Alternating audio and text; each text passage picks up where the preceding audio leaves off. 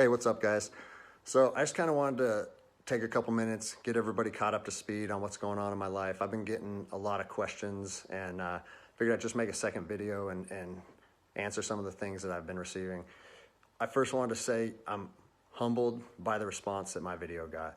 It's been viewed millions and millions of times. People all over the country have been calling me, texting me, sending me emails, comments, and the overwhelming majority of it has been positive. And so I think that's pretty cool because my whole thought process on making that video was trying to bridge the gap between law enforcement and the public. And I've seen both sides with open arms willing to embrace that. And I think that's a step in the right direction. So that's pretty cool.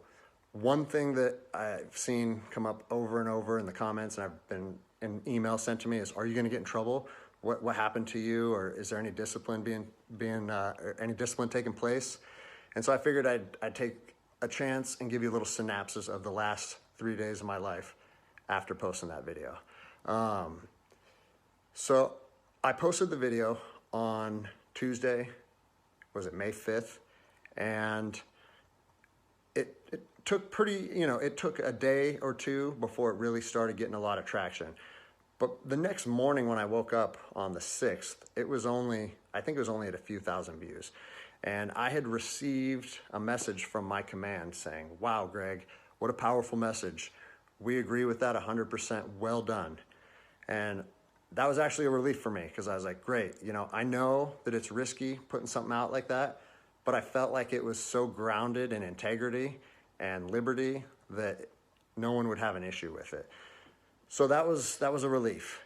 And then fast forward 3 hours later, I get another phone call from my command and it said, hey Greg, the video's up to 400,000 views. It's time to pull the plug on this thing. And I immediately, it kind of caught me off guard because I said, why would we want to pull the plug on something that was already acknowledged as a good and powerful message from one law enforcement officer to others? And I said, yeah, that doesn't really make sense to me. I think maybe we should embrace this message and we should share this with other officers. And he said, listen, it's not up to me. I have been directed to tell you to take the video down, and I need to know if you're going to take the video down. And I said, no, I can't take the video down. Because if you listen to my first video, the whole message that I was trying to share with people and impart on them is, if you believe in something in your heart, you have to stand by that conviction, even if it costs you everything.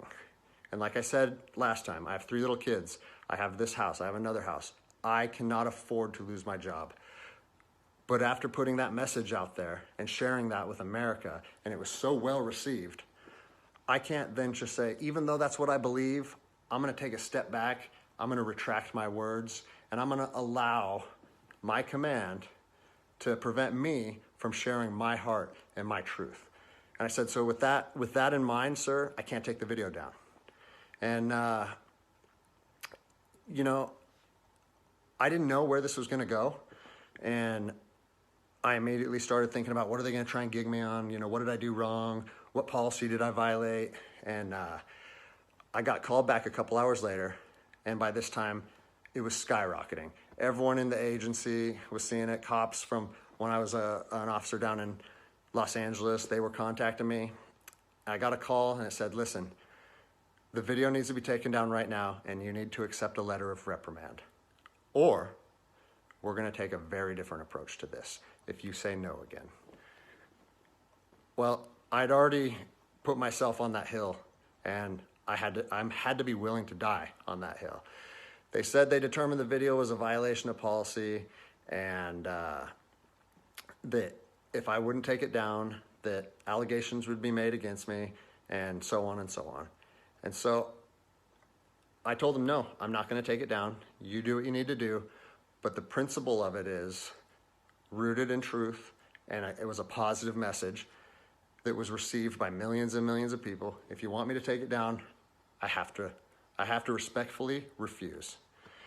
And it was interesting because they kept citing different policies, like, oh, it was the social media policy, or some of your equipment may have been identifiable. And that kind of seemed like a moot point to me. And it was strange because Why was the message okay at 5 a.m. and then 3 hours later, there was a problem with it? And so I was later contacted by the chief of police. He's someone that I have great respect for. He's a good man to work for. And he's the one that shot me straight. And he said, Greg, if you openly defy your governor, you can't be a police officer in the state of Washington.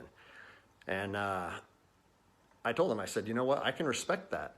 And if I were in your office, I would shake your hand, respectfully disagree, and say, maybe I'm not meant to be a police officer in the state of Washington then. And here's my thoughts on that, okay? You have to do your research. You have to figure out what your true north is, what your truth is, and where you stand on issues. For me personally, I believe that the Constitution supersedes all other documents, all other laws. There's case law supporting that. If you look at Marbury versus Madison, 1803, it says any future laws created that are repugnant, meaning in conflict with the Constitution, are null and void.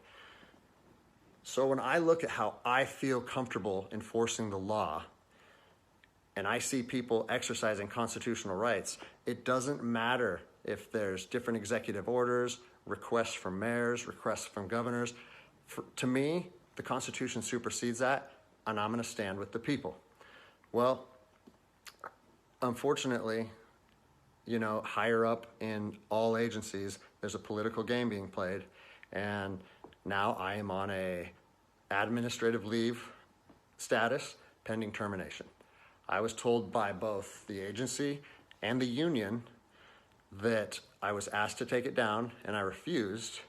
So that's refusing a direct order. It's an insubordination charge, and it will result in me ultimately being let go from the agency.